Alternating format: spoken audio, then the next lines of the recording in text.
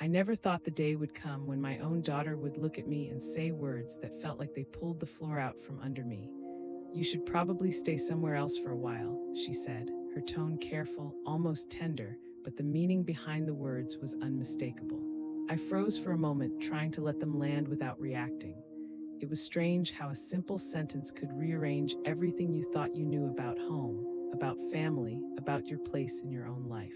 The air felt heavier, though no doors had slammed, no voices had raised, just a suggestion, just a polite request. And yet it resonated like a quiet warning. I nodded, I smiled almost instinctively. Old habits die hard, and I had spent years keeping peace in this house, smoothing edges, absorbing tension so others didn't feel it. It had been my role, my comfort, my duty. Now it felt like a trap I had walked into unknowingly. I moved into the kitchen. The sunlight hit the counter in a soft glow, dust motes floating in lazy arcs. I filled the kettle, poured water over tea leaves, and let it steep. I didn't drink immediately. I just stood, holding the mug in both hands, feeling its warmth seep into my palms, anchoring me. It was quiet, the kind of quiet that makes every creak, every whisper of movement feel louder than it should. The fridge hummed faintly, the faucet dripped once, twice. The sounds of a house that had always been alive now felt alien. I took a sip of tea, too hot, perfect. Pain reminds you exist.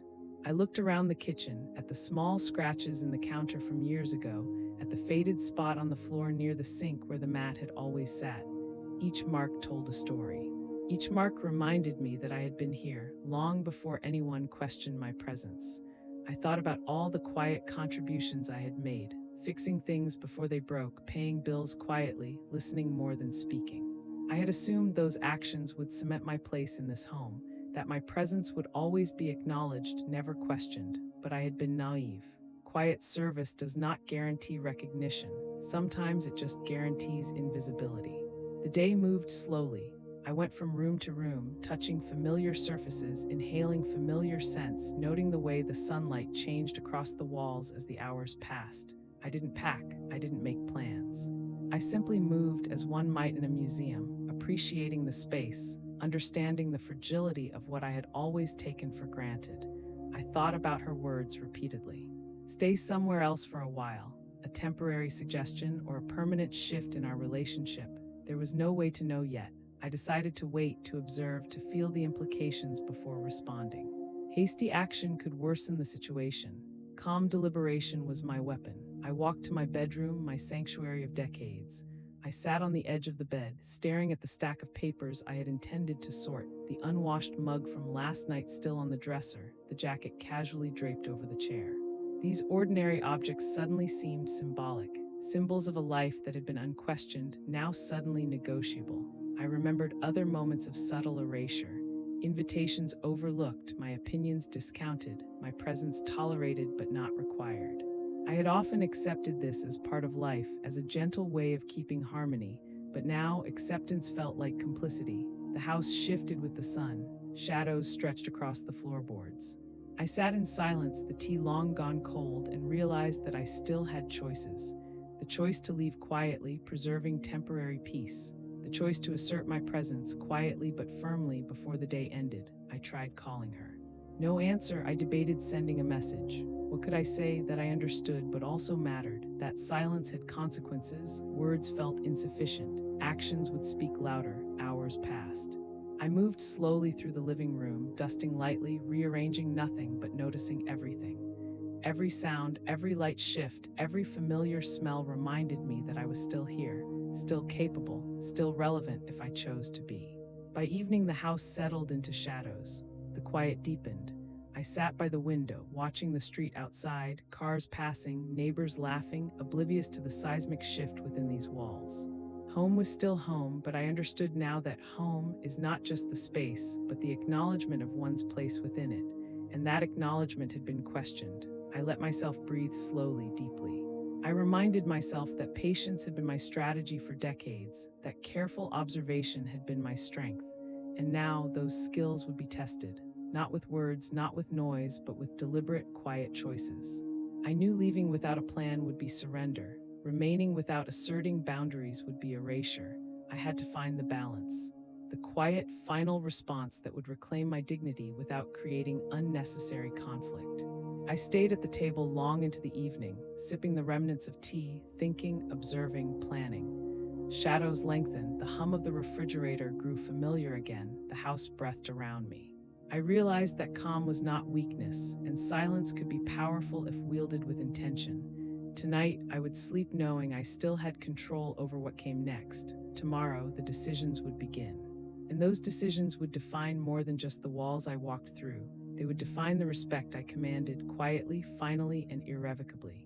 I thought staying calm would protect what little place I had left. I didn't yet understand how much silence could slowly take from me, or the moment that would demand my quiet, final decision. The next morning, I woke to the soft chirping of birds outside the window, the usual rhythm of life continuing as if nothing had changed. But inside me, everything had shifted. The words my daughter had spoken the day before, gentle, almost casual, echoed with more weight than I expected. Stay somewhere else for a while, simple, polite, absolute. I didn't rush to respond. That was part of the lesson I had learned long ago. Decisions made in haste rarely lead to clarity. I sat at the kitchen table, the chair creaking beneath me, and stared at the cup of tea I had poured but not yet touched.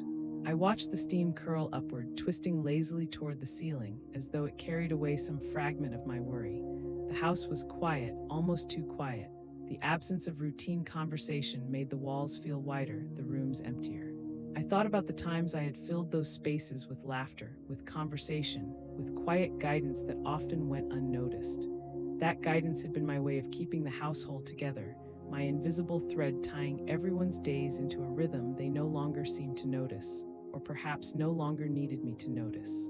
I decided to walk through the house, room by room. The living room smelled faintly of last night's dinner, the faint residue of spices lingering in the air. The couch cushions bore the impressions of yesterday's use, slightly sunken in the middle where someone had leaned against them without a second thought. I traced a finger along the armrest, remembering the conversations we had there, the quiet advice I had offered that had gone unacknowledged. I realized with a dull ache that my presence had been assumed rather than appreciated. It was a subtle shift, almost imperceptible, but now glaringly clear. The difference between being assumed and being acknowledged is the difference between invisibility and respect. I poured myself tea at last. The warmth spread slowly through my hands and into my chest, grounding me. I took a sip and let it linger. Small comforts are often the first things you notice when larger structures of security begin to falter. I had learned this long ago, but I was learning it again, freshly, painfully. I sat down at the table and thought about what staying might mean. If I remained, silently complying, I would preserve a temporary peace, but at what cost? Silence can protect, yes, but it can also erode presence, diminish authority, and quietly rewrite your place in someone else's narrative. I had experienced this erosion in other, smaller ways before, but never like this, never in my own home, with my own family. The phone rang, my daughter's name flashed on the screen. I stared at it, hand hovering, unwilling to answer just yet. I didn't want to react. I wanted to observe, to understand the tone, the intention, before committing to words. Finally, I let it go to voicemail. Later, perhaps, I would call back. Timing matters more than urgency in delicate matters. I walked into the study. Dust motes danced in the sunlight, catching in the same way they always had. The desk held stacks of papers, reminders of decades of careful management, bills, letters, photographs of memories I had once been central to. I ran my hand over the surface, feeling the texture of the wood beneath my fingertips. Familiarity comforted me, but it also reminded me that these were my contributions, my quiet labor, largely invisible until now. I sat in the study for a long time, considering my options. My daughter had framed her words as concern, as practicality, but concern, when it overrides acknowledgement, can feel like displacement. I had to find a way to maintain my dignity without sparking unnecessary conflict. I had to craft my response carefully, deliberately. By mid-morning, I had decided to start small. I began documenting what I had done for the household over the years: repairs made, bills paid, appointments managed, routines maintained. Not as a confrontation, not as an accusation, but as a mental catalog, a reinforcement of the reality that I had been an integral part of this family structure, not merely a presence that could be shifted at will. I heard footsteps in the hallway. My daughter appeared in the doorway, casual, lighthearted, yet somehow calculated. Morning, she said. I thought I'd check if you needed anything today. Maybe some errands. I nodded. Thank you. I'll manage, I replied, carefully neutral. My tone was calm, steady. I was learning the power of measured responses, of refusing to be pushed off balance. She smiled, a small, polite smile, but I caught the subtle impatience in her eyes. She wanted compliance, not reflection. She wanted movement, not resistance. I remained still, letting her words settle without giving them more power than they deserved. The day moved slowly. I went about my tasks, tidying, organizing, preparing meals. Every action was deliberate, precise, a quiet assertion that my presence still mattered. Each gesture was a reminder to myself and to her that I was capable, competent, and far from irrelevant. Around noon, she suggested I might want to visit a friend for the afternoon. Just to get out, she said, give yourself a little space. I smiled faintly. Thank you, I'll consider it, I said. My response was courteous but non-committal. I was not yet ready to be displaced, not even temporarily. Space could be given but not imposed. I spent the afternoon reflecting on my life within this house. Memories surfaced unbidden. The first meal I cooked for the family, the nights spent comforting someone through illness, the quiet victories of daily life unnoticed. Each memory strengthened my resolve. I realized that being forced into absence, even politely, was a challenge to my autonomy, my right to exist in my own home. As evening approached, I sat by the window again, watching the street. Neighbors passed, oblivious to the quiet war unfolding inside these walls. I felt a surge of determination. I would not be erased. Not quickly, not quietly, not without acknowledgement. My daughter approached, holding a small notebook. I made a list of chores we thought might help you settle in elsewhere, she said casually. I studied her, noting the careful phrasing. She was attempting to structure my removal as an act of convenience, not confrontation. I nodded slowly, acknowledging her words without agreeing. In that moment, I understood the subtle power dynamics at play. Control was being asserted gently, almost invisibly. But power, I realized, can be met with equal subtlety. Quiet presence, deliberate choices, calm insistence, all these were tools I had long mastered. I would wield them now with precision. Night fell, the house quieted further, but I did not sleep immediately. I sat at the desk, reviewing my mental catalog, considering my next steps. I needed strategy. I needed patience. I needed quiet, unassailable strength. I did not yet know the exact form my final response would take, but I knew it had to be deliberate, unhurried, and undeniable. I would not be moved without acknowledgement. I would not cede my space without consideration. By the time I finally lay down, the house felt slightly different, still familiar, still mine, but now layered with tension, with anticipation, with the weight of choices yet to be made. And for the first time in hours, I felt a sense of control returning. What happened next forced me to confront not just my daughter's quiet insistence, but decades of unspoken expectations, and to decide exactly how much longer I would accept them. The morning light filtered through the blinds, painting thin stripes across the kitchen floor. I stood there, coffee in hand, watching the quiet street outside. Everything appeared normal, the neighbors walking their dogs, cars humming past, but I felt an invisible weight pressing down, a tension that had settled in my chest the moment my daughter suggested I leave. I had spent the previous day cataloging my contributions, reflecting on years of silent labor and considering every possible course of action. Today, however, would be about subtle tests, small movements, careful observations, deliberate statements to gauge how far my presence could be stretched and whether my voice could still command attention without raising it. She appeared in the doorway, the faintest smile tugging at her lips, a notebook clutched in her hand. "Good morning," she said lightly, as though nothing had shifted. I nodded, offering a polite smile in return. I did not volunteer information about my plans or my intentions. There was a new rhythm now, one of measured patience, of quiet assertion. "Would you like me to handle breakfast?" she asked. The tone was gentle, but I detected a hint of expectation, as if my compliance was assumed. I shook my head. "I'll manage," I said calmly. I moved deliberately, gathering eggs, bread, and fruit, keeping my actions purposeful but unhurried. The kitchen was alive with the sounds of preparation. The knife slicing through vegetables, the sizzle of eggs on the pan, the clink of spoons against ceramic. Each sound grounded me, reminded me that I still had agency, that my presence mattered in tangible ways. I took my time arranging the breakfast on plates, ensuring each element was neat, as though the care itself could speak for me, silently reinforcing my relevance. She watched without comment, and I let her observation hang in the air. Power, I reminded myself, can be asserted without words.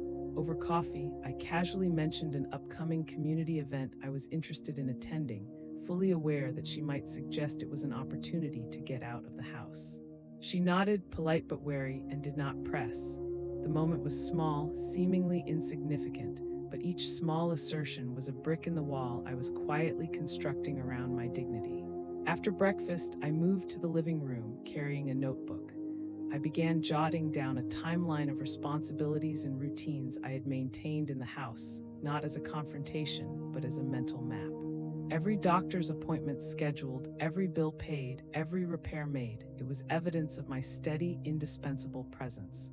I didn't need to show it to anyone yet. It was a foundation, a reminder that my life here was meaningful. I paused to glance out the window. The neighbors' children played across the street, their laughter echoing faintly through the air. It struck me how life moved on, indifferent to the shifting dynamics within my own home. And yet I realized that indifference was exactly what gave me space to maneuver. Quiet strength often thrives in unnoticed corners, unacknowledged but unyielding. Later, my daughter approached with a suggestion, framed as casual advice. "I was thinking," she said, "maybe it would be good if you tried a short trip just to clear your mind. There are some hotels nearby that are very comfortable." I studied her carefully, noting the subtle expectation behind the words. I could have agreed immediately, letting her guide my movements, but that would be surrender. Instead, I chose neutrality. "I'll think about it," I replied, letting the words linger without commitment. Silence, I knew, was often more potent than immediate action. I spent the afternoon tidying my room, rearranging books and personal items with deliberate care. Each movement was a quiet assertion. This space, my space, still belonged to me. I lingered over small details, the way a book rested on the shelf, the position of a chair by the desk, allowing subtle familiarity to reinforce my presence. As evening approached, I heard the faint click of the front door. My daughter had gone out, likely running errands or perhaps seeking guidance from a friend. The empty house felt different now, charged with possibility, with potential for deliberate action. I moved to the study and sat, reviewing the mental map of my contributions. Patterns emerged, not just of my labor, but of the ways in which I had allowed others' convenience to dictate my own rhythm. A soft knock at the study door startled me briefly. It was her again, back sooner than expected, holding a small stack of papers. "I thought you might like to review these," she said, placing them gently on the desk. It was a mundane gesture, but the intent was clear, a subtle assertion of control, framing my attention and time according to her design. I did not react with irritation. That would have played into the narrative she was attempting to construct. Instead, I nodded, "Thank you," and began examining the papers carefully, deliberately taking longer than necessary. Each deliberate pause reinforced my autonomy. I was choosing how and when to engage, subtly asserting that my time, like my presence, was still mine to manage. By nightfall, I reflected on the day's events. Small victories, often imperceptible, had been claimed: measured speech, controlled movements, quiet assertion. I realized that my strategy was not confrontation, but a steady reclaiming of agency, built brick by brick. The house settled into a deep quiet. I stood by the window, gazing at the street below. Life outside continued, but inside, a subtle shift had occurred. My presence, once assumed and now challenged, was being quietly reestablished. The tension had not eased, but clarity had begun to emerge. As I prepared for bed, I thought about the path ahead. Each day would require vigilance, each interaction careful navigation. My daughter's insistence had forced me to confront long-standing habits, both my own and hers. I would not allow the erosion of my place here to continue unnoticed. Tomorrow would demand more than quiet observation. It would test my patience, my strategy, and my resolve, and force me to take deliberate steps toward reclaiming the respect I had long earned but not always received. The morning light felt different this time. Not brighter, not softer, just sharper, as though it was casting the house in a new perspective. I brewed my coffee slowly, watching the steam curl upward, and felt the weight of yesterday settle into a quiet determination. The day ahead demanded more than patience. It demanded subtle action. I started with small boundary tests. While setting the table, I placed my daughter's favorite mug where I knew she would see it but could not reach it easily. It was a tiny act, almost imperceptible, but it established a rhythm. I decided the pace and placement, not her. She would notice, and when she did, I would gauge her response. It was a subtle assertion, a quiet declaration of presence. She walked into the kitchen, humming softly, a notebook in hand. "I was thinking about taking a walk later. Would you like to join me?" she asked. Her tone was light, but there was an undercurrent of expectation, a hope that I would follow her lead, that I would move according to her plan. I set my coffee down and looked at her, letting the moment stretch. "I'll join you if it fits into my schedule," I said evenly, not refusal, not submission, neutral, deliberate, leaving room for negotiation. The pause hung between us, and for a moment I saw the subtle shift in her posture, a flicker of uncertainty. After breakfast, I began tidying the living room. Each item I moved, each surface I dusted, was a reaffirmation of ownership. These actions were quiet but intentional. I didn't rush. I observed her reactions from the corner of my eye. She wandered around, occasionally glancing toward me, testing, probing, as if to see whether my resolve would falter. It didn't. By mid-morning, she suggested that I consider attending a community event she thought I might enjoy. "It could be refreshing," she said. I paused, pretending to consider. "I'll think about it," I replied, letting the words linger without commitment. She smiled politely but did not push. I sensed that my measured, deliberate response had slowed the momentum she had been trying to build. I was no longer just being guided. I was guiding the rhythm subtly through restraint. I spent the afternoon in my study, reviewing the mental catalog I had created in previous days. The lists of responsibilities, contributions, and quiet victories had grown. I realized that I had underestimated the cumulative impact of my actions over the years. Each item on the list was a proof point, evidence of competence and relevance. I resolved to let these proofs, subtly presented in daily interactions, speak louder than words ever could. Later, my daughter approached, holding a small envelope. "I thought you might like to go through these bills." "There are some updates," she said, placing them on the desk.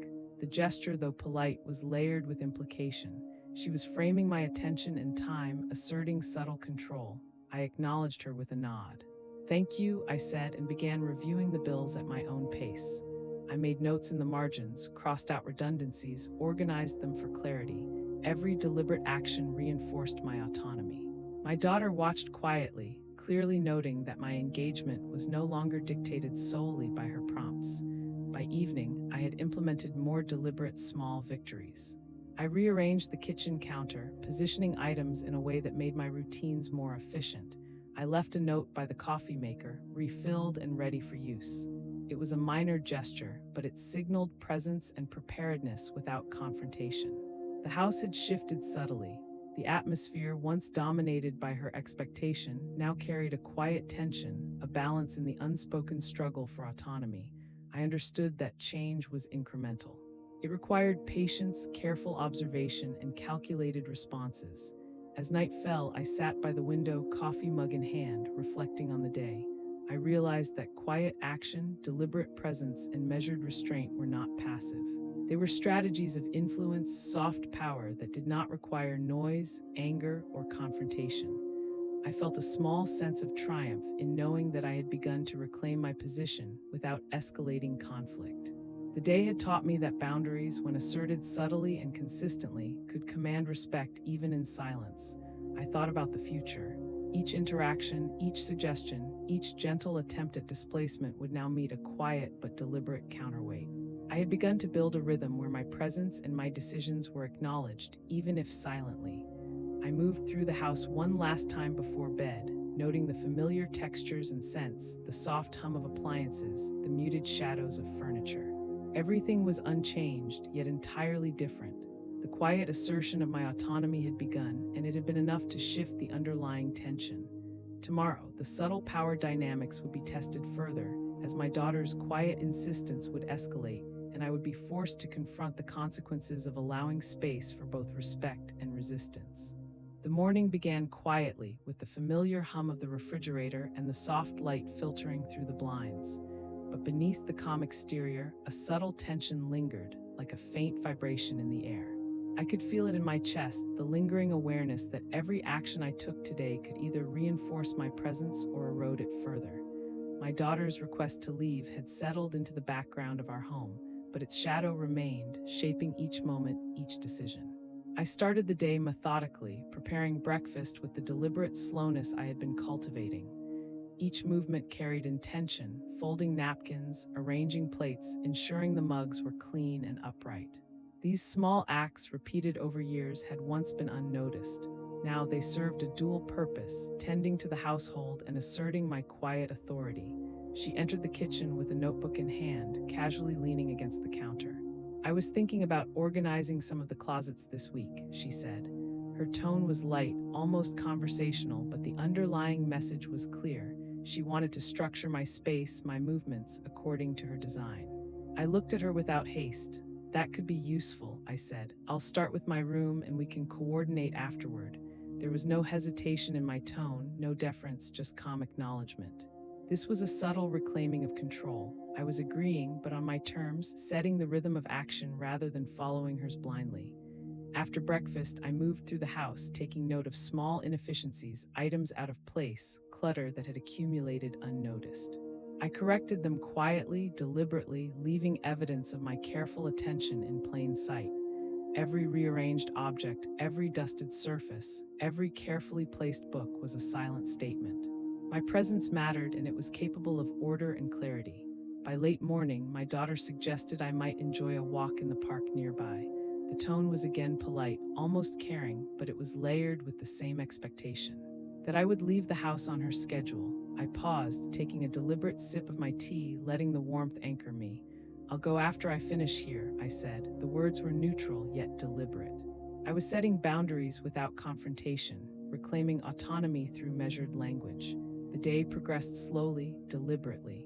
I found myself reflecting on the patterns I had observed over years of silent labor and assumed responsibility. The small ways in which I had maintained the household, fixing things before they broke, preparing meals, managing schedules, were now the foundation of my quiet resistance. They were proof of competence, of relevance, of a presence that could not be easily displaced. Mid-afternoon brought a subtle escalation. My daughter appeared, holding a small stack of bills and reminders. "I thought you might like to review these now," she said. Her casual tone masked an expectation that I would dedicate my attention to tasks she had assigned, not my own. I acknowledged her presence without hurry. "Thank you," I said, taking the papers and organizing them on the desk. I moved slowly, deliberately, making small annotations, rearranging the stacks according to my own system. I sensed her watching, waiting for a sign of deference. I offered none. My calm, purposeful engagement was the counterpoint, the quiet resistance that required no confrontation. Later, I considered the broader dynamics at play. My daughter's insistence was not born of malice, I realized, but of a desire to assert control over the household she believed she had inherited. She framed it as concern, as practicality, but it was a test, subtle and consistent. And I understood now that every decision, every small interaction was a point of influence. I could respond with compliance, erasure, or deliberate presence. Evening approached. I prepared a simple dinner, arranging it on the table with care. Each plate, each utensil, each folded napkin carried intention. When she arrived, she remarked lightly, "Everything looks ready, thank you." I nodded, letting the acknowledgement land without comment. It was a quiet victory. Recognition offered, but without surrender. After dinner, we settled into the living room. She suggested a movie, a distraction, a gentle attempt to impose routine. I agreed, but not without choice. "I'll watch for a bit," I said, setting the terms. I chose the film, arranged the seating, and maintained control over the small but significant details of the evening. Later, as she went to bed, I sat by the window with a notebook. I reflected on the day's subtle victories, the deliberate pacing, the measured responses, the small boundary-setting actions that asserted my presence without provoking confrontation. Each choice reinforced a principle I had long believed in but seldom practiced under scrutiny, that dignity could be maintained quietly, without loud protest. The house grew silent. The soft hum of appliances, the faint creak of floorboards, and the muted shadows of furniture became my companions. I understood now that influence did not require force.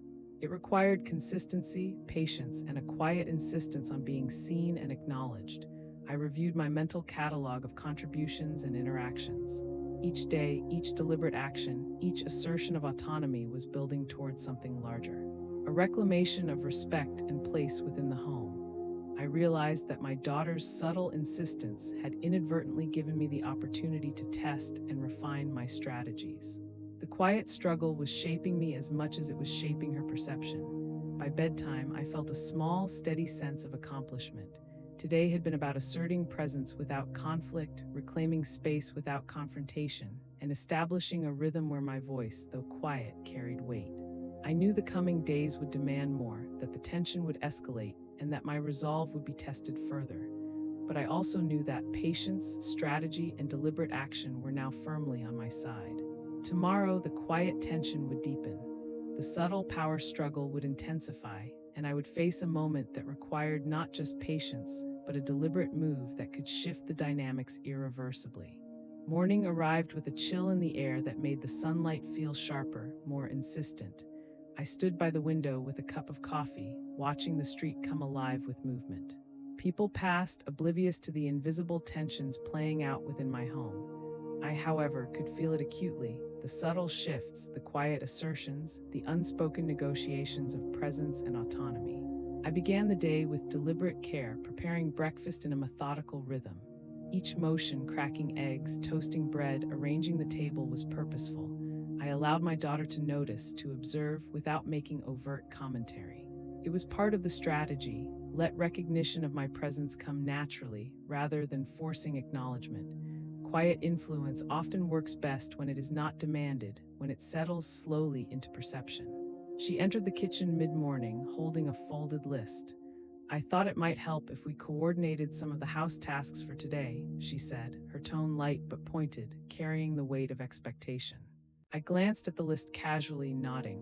"We can start with my room. I'll review these afterward."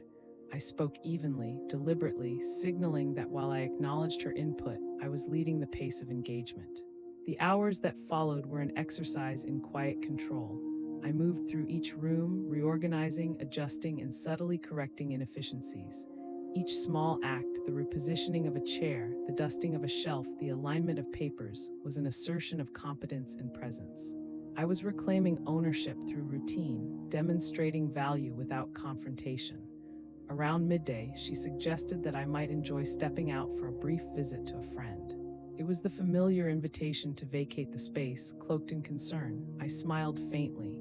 "I'll consider it after I finish these tasks," I replied, letting the words settle without obligation. Her expectations met with deliberate neutrality, neither agreement nor refusal. The pause was powerful. It signaled that my choices were still mine, that my rhythm would not bend solely to hers. Later, a minor tension arose. She attempted to rearrange a stack of papers on my desk without asking. I noticed, silently observing her intent. Rather than responding immediately, I allowed the action to continue partially, then gently, deliberately, repositioned the papers back into my order. "I find it easier to work this way," I said softly. No argument, no resentment, just a statement of preference. It was subtle, but the message was clear: my space, my terms. The afternoon carried forward in a measured cadence. I continued with small acts of influence, arranging objects in a way that emphasized order, leaving notes that reflected care and preparedness, maintaining a pace of engagement that could not be rushed. Each action reinforced the quiet message that my presence was deliberate and meaningful. By evening, I had initiated a subtle conversation about shared responsibilities, framing it around collaboration rather than conflict. "I think it might help if we schedule certain tasks together so things flow more smoothly," I suggested. Her eyes flickered with surprise, recognition, and a hint of reconsideration. She nodded, the dynamic of authority gently shifting as I introduced structure without confrontation. Dinner was prepared and laid out carefully. I intentionally allowed her to notice my attentiveness and the precision of my actions. Recognition came quietly in a simple comment: "You've really organized everything well." I accepted the acknowledgement without fanfare, letting it reinforce the unspoken understanding. Competence matters, presence matters, and quiet control is powerful. After the dishes were cleared, I sat in the living room, reflecting on the day. The small victories accumulated steadily. Patience maintained, boundaries reinforced, subtle power asserted. I realized that influence often works best not in loud confrontation, but in the deliberate orchestration of daily life. Every task, every movement, every measured pause contributed to a gradual reclamation of respect. Night deepened and the house quieted. I moved through the familiar corridors, noting textures, scents, and small shifts in light. Each detail became a point of mindfulness, a reminder of my continued presence and capability. I prepared for bed with deliberate care, aware that the following days would demand further strategy, patience, and quiet resilience. The subtle shifts of today were only the beginning. Tomorrow would force a choice to maintain patience or assert control more decisively, and the consequences would ripple far beyond the quiet walls of this house. The house felt heavier that morning, not because anything had changed physically, but because the tension was no longer subtle. It had begun to accumulate, a quiet pressure that seemed to settle into the corners of each room. I noticed it immediately, even before stepping out of my bedroom. There was a difference in the way the air felt, as if every sound, every movement carried weight. I brewed my coffee and lingered by the window, watching the neighbors walk their dogs, children rushing off to school, the routine hum of the world outside. Life moved on with an indifferent steadiness, while inside the rhythm was more complex, layered with unspoken expectations and subtle power plays. I had learned to navigate this space slowly, deliberately, and today would test the strategies I had been implementing over the past days. Breakfast was quiet. I arranged the table with the same care I had been cultivating, aligning each plate, each utensil, each napkin just so. She entered, notebook in hand, as if to supervise, as if to test whether my routine had shifted to accommodate her oversight. I met her gaze with calm composure, nodding in acknowledgement but not submission. The small victories of previous days had built a foundation of measured confidence, and I relied on it now. She spoke casually. I was thinking about updating some of the storage areas today. I can show you where I'd like things moved. The words were innocuous, almost light, but I could sense the underlying expectation. That I would follow her lead, that my movements and decisions would bend to hers. I paused, sipping my coffee slowly. I'd like to start with my room, I said, letting the words hang without explanation. Neutral, calm, deliberate. It was a quiet assertion that my space, my decisions, still held weight.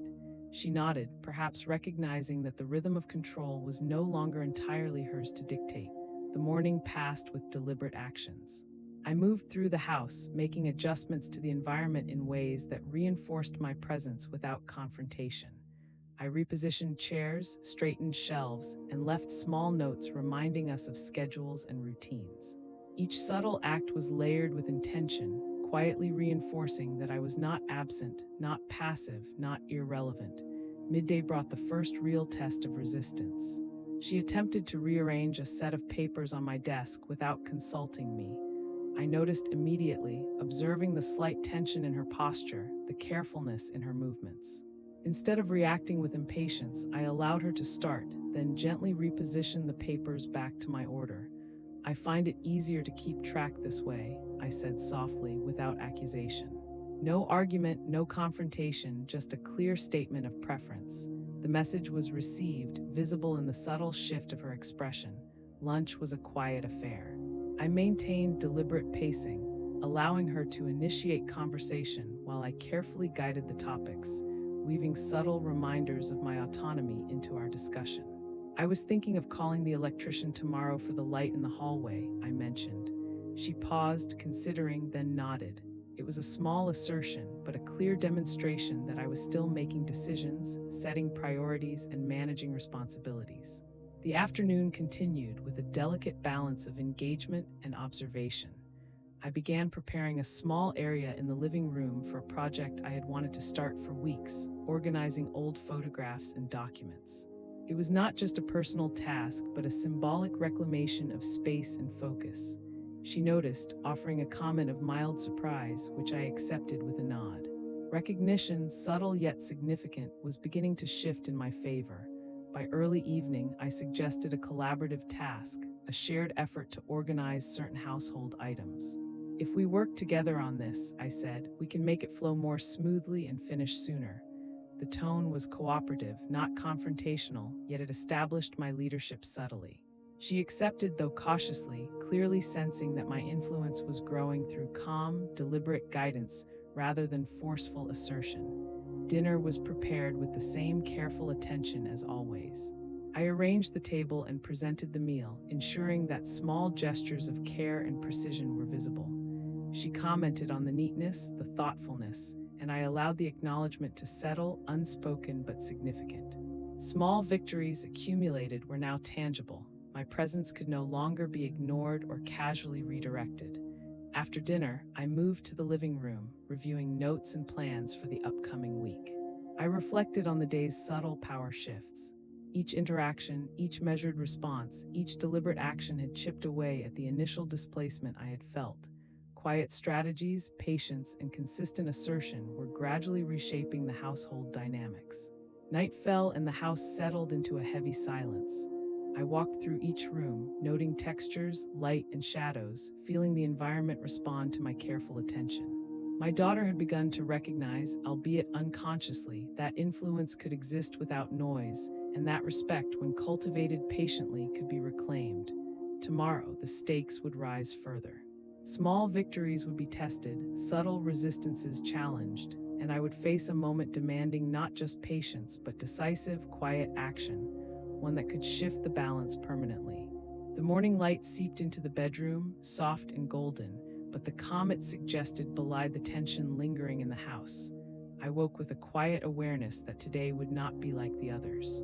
Subtle tests, patient observations, and careful pacing had carried me this far, but now a more deliberate step was required. A shift had to occur, one that would redefine the balance without resorting to confrontation. I brewed coffee slowly, letting the familiar aroma anchor me. I moved through the kitchen with careful intent, aligning cups, preparing toast, arranging fruit. Each motion was a statement. Presence is deliberate, not accidental. She appeared briefly, noting my efficiency, but refrained from offering instructions. Even in her silence, there was a subtle acknowledgement. The rhythm of authority had begun to shift. After breakfast, I moved to the study. A folder of bills and documents lay on the desk, reminders of past diligence. I organized them methodically, taking my time to note anomalies, correct minor errors, and prepare summaries. My daughter approached mid-morning, notebook in hand, to assist with updates. She leaned slightly, expecting me to follow, to allow her to guide the pace. I did not hesitate. Calmly, I said, "I've already made notes and organized this. Would you like me to walk you through it?" My tone was neutral, but the underlying message was clear. I lead the process. She nodded, slightly taken aback, and followed my direction. That small acknowledgement, the willingness to adapt, was the first tangible indication that subtle strategy could shift dynamics.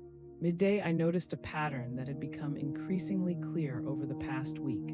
Her suggestions, though framed as helpful, often implied displacement.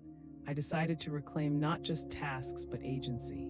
I proposed an alternative plan for the day, reorganizing the living room and revisiting items in the hallway closet.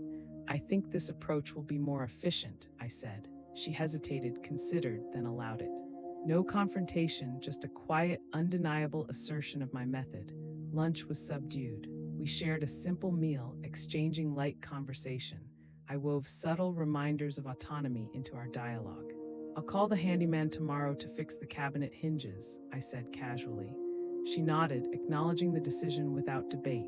The small victories of the day were accumulating, patience maintained, subtle influence asserted, quiet control established. The afternoon brought a more significant test. She suggested I attend a community event she thought would occupy my time for several hours. It would be refreshing, she said lightly, yet with an undercurrent of expectation. I smiled faintly. "I'll go later after finishing these tasks," I replied. It was a small negotiation, neutral yet deliberate, signaling that my presence in the house was not negotiable at her whim. Later, I began reorganizing personal items in the living room, preparing a small display of old photographs and family mementos. This was more than a simple organization task. It was a symbolic reclamation of my presence and influence. I arranged the photographs carefully, noting the familiar faces, reliving memories, and creating a tangible demonstration of history and continuity. She observed silently, recognizing, perhaps unconsciously, that my presence and decisions had weight. Evening approached, I suggested a collaborative task, reviewing and sorting old papers in the study. If we do this together, it'll be faster, I said, framing it as partnership rather than instruction. She agreed cautiously and followed my lead. The subtle shift was undeniable, where once she had guided, now she followed. The rhythm of control was balancing, quiet but clear. Dinner was prepared meticulously, with each dish carefully arranged. She noted the effort and care, acknowledging it verbally. "Everything looks perfect," she said. I allowed the acknowledgement to pass quietly, without self-congratulation. This was not about praise, it was about establishing a pattern of influence through consistent, deliberate action. Afterward, I reflected on the day in the quiet of my study. The small but decisive steps had begun to transform the household dynamics.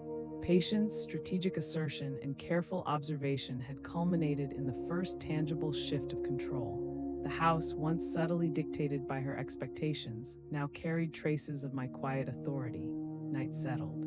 I walked through the dimly lit rooms, noting shadows, textures, and the faint hum of appliances. Each room seemed to respond to the careful orchestration I had introduced over days.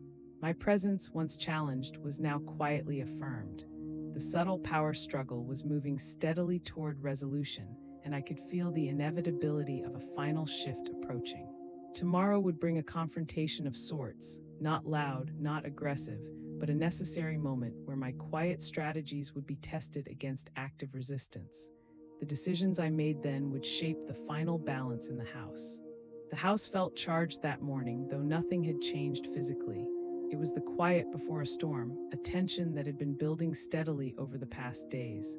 I sensed it immediately, a subtle weight pressing against the calm rhythms I had worked so hard to establish. Every movement, every glance carried significance. Today would demand more than patient strategy. It would require decisive, measured action. I started with breakfast, moving deliberately through each task. Cups aligned, utensils arranged, the table set with care. My daughter entered shortly after, notebook in hand, as if testing whether my routines had shifted under her observation. I met her gaze calmly, nodding in acknowledgement without hesitation. My actions were deliberate, reinforcing the subtle assertion of authority I had been cultivating. She approached with her usual light tone, suggesting that certain household tasks be rearranged. "I thought we might start with the kitchen cabinets," she said, expecting compliance. I paused, letting her words hang, then replied evenly, "I've already considered a different sequence. It might work better if we tackle the living room first." My tone was neutral, but the underlying message was clear. I determined the order, I set the pace. Throughout the morning, I maintained deliberate movement, adjusting items, repositioning objects, and subtly asserting presence. Each small act, a chair aligned, papers sorted, notes left in visible places, was a statement. My daughter observed, occasionally making light comments, but I responded with calm composure, allowing my actions to carry the influence rather than words. Midday brought the first real escalation. She attempted to redirect me, suggesting I handle multiple tasks simultaneously, implying that my focus was insufficient. I responded by calmly outlining a methodical plan. "I find it works best to complete one area fully before moving to the next. It ensures clarity and prevents mistakes." There was no argument, no defensiveness, just quiet, firm guidance.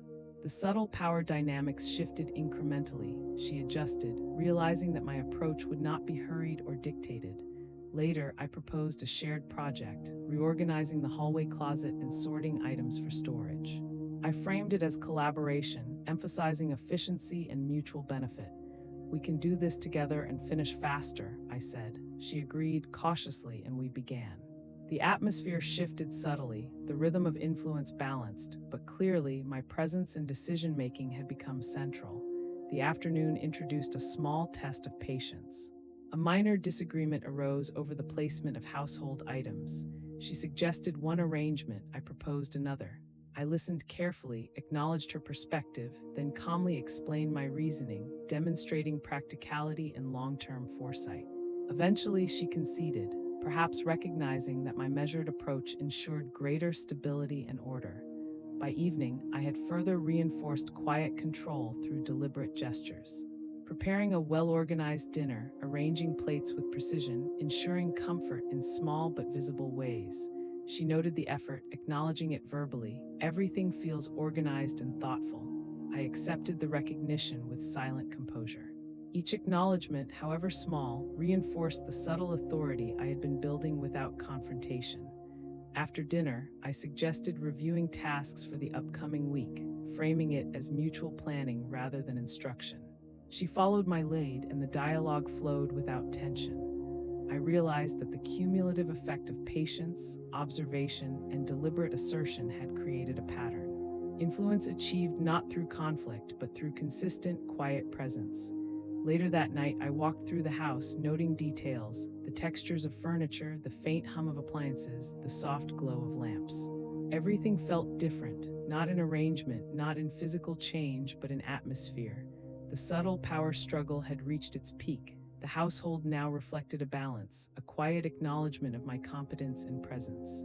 I reflected on the journey, the displacement I had initially felt, the request to leave, the quiet suggestion of my absence had been a catalyst. It forced me to observe, strategize, and assert myself with precision. The result was not confrontation, not loud triumph, but a slow, undeniable shift. Respect reclaimed, boundaries recognized, influence restored. Tomorrow, everything would settle. The final part would bring quiet triumph and clarity, a resolution where boundaries are respected, dignity is maintained, and the subtle strategies I employed reach their full effect. The morning light came gently through the blinds, casting a calm glow across the living room. It was quiet, yet different. There was a sense of resolution lingering in the air. The subtle tensions that had defined the past days had begun to ease, replaced by an understanding that needed no words. I moved through the house slowly, deliberately, each step a quiet affirmation that my presence mattered and that my boundaries would be honored. I started with breakfast, as always, preparing it with care and precision. Each plate, each cup, each napkin carefully arranged. My daughter entered this time without expectation, notebook nowhere in sight. She observed quietly, acknowledging my efforts with a simple nod. No instructions, no suggestions, just recognition. That small acknowledgement, subtle as it was, carried more weight than any argument or protest could. Over coffee, I reflected on the days that had led here. The initial request for me to leave had been gentle, almost polite, but it had shaken the foundations of my home and my sense of self. Yet through patience, deliberate action, and quiet strategy, I had reclaimed my place without confrontation, without resentment, and without erasing the relationships I valued. She spoke softly, almost hesitantly. "I think we've managed things better together these past days." Her words were simple, but layered with understanding. I nodded, taking in the shift. The dynamic had changed subtly, but undeniably. Influence and respect had returned, not through force, but through consistent, intentional action. I spent the morning finalizing small tasks, arranging items in the hallway, tidying shelves, placing notes where needed. Each action was measured, deliberate, a quiet assertion of presence. She watched, occasionally offering input, but the rhythm was mine. The silent acknowledgement of competence and dignity had become woven into the fabric of the household. By afternoon, we shared a moment of true collaboration. We worked together to reorganize old photographs, letters, and keepsakes. Her hands moved alongside mine, not to direct, but to participate. The subtle power struggle of previous days had transformed into a shared rhythm, one where my guidance was recognized and respected without argument. Later, I prepared a simple dinner, mindful of details and presentation. She remarked on the care I had taken, a soft smile crossing her face. I accepted it quietly without seeking praise. This was not about recognition for its own sake. It was about demonstrating that dignity and competence could exist alongside cooperation, that quiet authority need not be loud or disruptive. As night fell, the house settled into a peaceful calm. I walked through each room, noting textures, light, and shadows. The quiet triumph was not dramatic. There were no raised voices, no heated debates. It was in the acknowledgement of boundaries, the respect for presence, and the careful orchestration of influence that had transformed the household dynamic. I sat by the window, reflecting on the journey. The lessons were clear. Patience, deliberate action, and quiet assertion could reclaim respect without confrontation. Boundaries, once challenged, could be reinforced gently yet decisively. and influence, subtle and consistent, could shape outcomes far more effectively than force. There was a soft satisfaction in this clarity. Not pride, not triumph over another, but a quiet contentment in knowing that dignity had been preserved, that relationships had been honored, and that my presence, once questioned, was now recognized and respected. As I prepared for bed, I thought about the power of subtlety and patience. The days of careful observation, deliberate action, and quiet assertion had culminated in a transformation that was lasting, meaningful, and unspoken. Respect had been earned not through confrontation, but through presence and intentionality. If this story moved you, subscribe to our channel. Support these stories so they reach those who need to hear them. Life sometimes challenges our place in familiar spaces, testing patience, dignity, and self-worth. True strength lies not in loud confrontation, but in quiet perseverance, deliberate action, and the ability to reclaim respect with calm confidence. Boundaries, once set thoughtfully, protect not only our space but our sense of self. The house was quiet now, but in that quiet, a profound clarity had settled, balance restored, boundaries honored. And through it all, a subtle, resilient triumph that no words could fully capture.